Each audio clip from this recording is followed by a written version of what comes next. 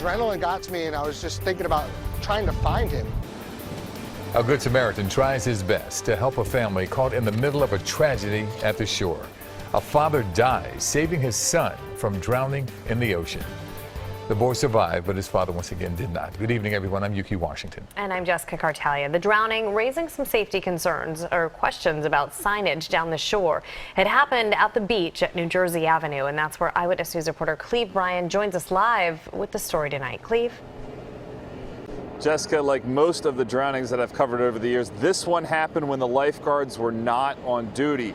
The Good Samaritan was here. He jumped into action, but it was just too late for him to save this man. You don't realize how powerful that water is until you're in that situation. Jim Glorioso did what he could Monday morning when a woman alerted him to two people drowning out front of the Ocean Resort in Atlantic City. And she pointed out and said, there's a dad and her son out there that's drowning, and everybody was looking for help, and no one could find any. The incident happened around 9:30 a.m., and Beach Patrol lifeguards don't go on duty until 10. Glorioso grabbed a boogie board and paddled out as fast as he could. The 11-year-old son made it back in, but the 59-year-old father was unconscious and going under. I saw him floating, or I saw something floating, and I said to myself, please let that be a log or something. And it was very traumatic to see that it was the back of him. Atlantic City's Beach Patrol chief scrambled down to the scene and along with other first responders brought the men on shore.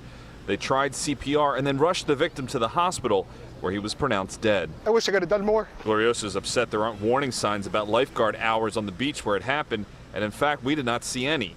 Safety officials remind shore visitors no matter what town or the ocean conditions, don't swim unless you see lifeguards are on duty. Even those that are really good swimmers. We want all of our residents and visitors come enjoy the beach. However, please, please, please do not go into the water until 10 a.m.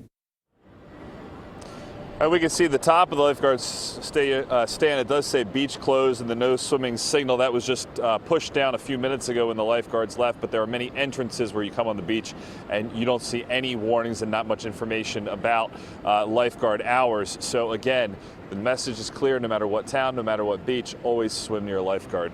We're live in Atlantic City. Cleve Bryan, CBS 3 Eyewitness News. Cleve, thanks.